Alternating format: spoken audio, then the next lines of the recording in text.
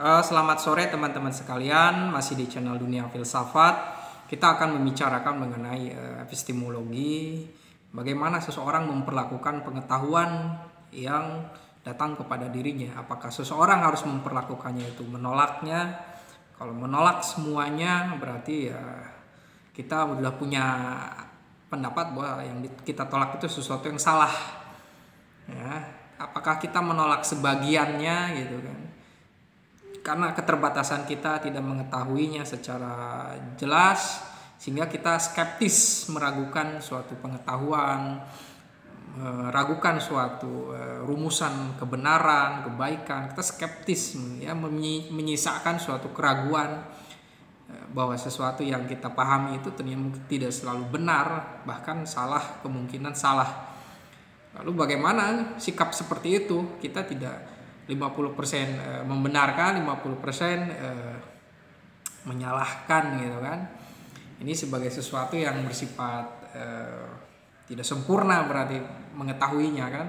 Ini juga sebagai suatu problem. Sehingga memang berpengetahuan itu harus mencari suatu pendasaran yang benar-benar gitu kan, benar-benar faktual.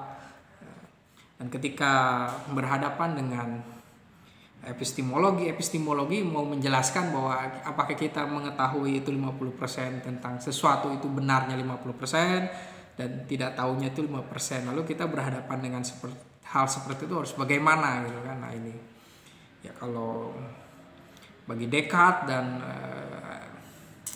Immanuel Kant, ya kita harus mendapatkan suatu pengetahuan yang kokoh gitu kan. Suatu pondasi pengetahuan itu memiliki pondasi rasionalitas, pengalaman, intuisi, itu kita akan bisa mendapatkan pengetahuan tersebut. Nah, menurut Richard Rorty, ya, manusia tidak perlu lagi butuh epistemologi pada perkembangan selanjutnya, karena ya pondasi berbicara mengenai pengetahuan, kita bisa mengetahui sesuatu yang benar, kita percaya diri memahami suatu rumusan pengetahuan, itu sebenarnya hanya untuk mengokohkan saja argumen itu saja, itu hanya pendapat saja. Bagi Rorty ya relasi manusia itulah yang terjadi dengan pengetahuan. Satu relasi pengetahuan dengan pengetahuan yang lain. Suatu keterbukaan untuk memahami sesuatu yang lain. Lalu nilai kebenarannya di mana? Ya kebenaran itu ditentukan dengan semakin banyak pembuktian tentu saja. Semakin banyak relasinya. Ya ini relasi satu akan menentukan sesuatu yang lainnya nih. Dan memang titik poinnya bukan lagi pada sesuatu menyebutkan hal benar, tapi berbicara mengenai penafsiran relasi. Makanya Rorty memang sebenarnya cocoknya berbicara mengenai tentang penafsiran sosial, penafsiran ayat suci, teks, juga peradaban. Tapi kalau berbicara mengenai scientific yang seperti ilmu eksak itu yang harus pasti dan saya tidak ditolak yang cara berpikir relasi seperti itu. Yang pasti Rorty ingin menjelaskan bahwa pengetahuan itu bersifat terbuka dan seseorang itu bisa akan bertambah perspektifnya ketika merelasikan misalnya manusia dengan alam, lalu merelasikannya lagi dengan misalnya tentang metafisika, kosmologi, itu kan sebagai suatu relasi juga. Lalu ditafsirkanlah menjadi suatu pengetahuan. Nah ini tentu saja meragukan epistemologi bagi Rorty itu sesuatu yang biasa. Karena pondasi pengetahuan manusia itu terbatas. Kita tidak bisa 100% untuk mendapatkan suatu pengetahuan yang utuh gitu. Karena ya bagi Rorty kita hanya mendapatkan suatu relasi-relasi. Bahkan realitas pengetahuan itu bersifat metafor. Nah di sini kita juga akan membahas mengenai subjektivisme. Ya subjektivisme itu kalau kamu atau kita berpikir merasa bahwa kita yang paling benar, kita memperlakukan seseorang itu adalah seperti kita memperlakukan diri sendiri, padahal orang lain itu bukan kita. Jadi kita sudah punya asumsi tentang orang lain, dan ketika orang lain berbicara kita menganggap itu salah karena yang benar adalah pemikiran kita. Mungkin itu yang disebut dengan subjektivisme. Jadi mereduksi gitu kan, bahwa apa yang terjadi pada orang lain itu sama dengan yang kita alami, itu tidak benar juga, itu subjektif. Lalu apakah pengalaman mistisme itu bisa disebut dengan subjektivisme? Ya tentu saja itu pengalaman suatu yang bersifat subjektif gitu kan, dan kemungkinan bisa dialami lagi oleh orang lain, sehingga yang disebut dengan objektif itu adalah subjektif yang berjamaah gitu kan, kesepakatan, konsensus.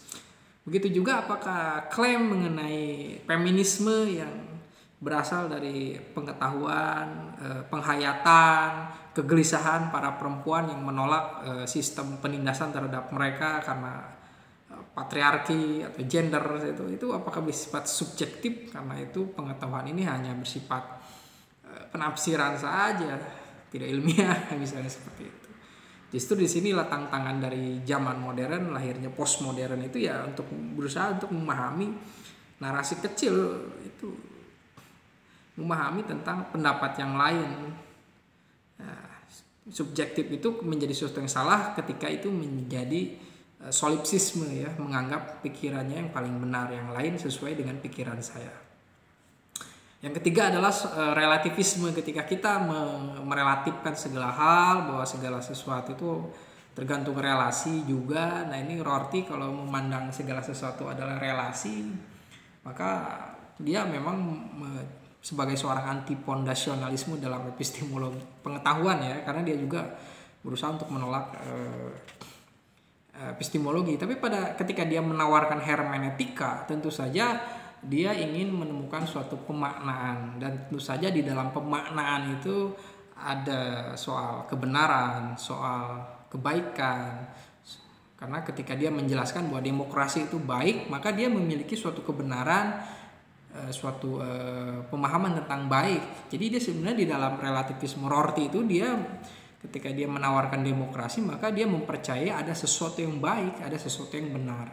Yang mungkin di sini yang masuknya relasi terhadap sesuatu, dia ketika seseorang itu bisa menghubungkan satu perspektif dengan perspektif yang lain, sehingga bisa mendapatkan sesuatu yang disebut dengan baik dan kebaikan. Tentu saja soal baik itu Rorty tahu karena dia seorang dianggap mazhab pragmatisme. Terima kasih.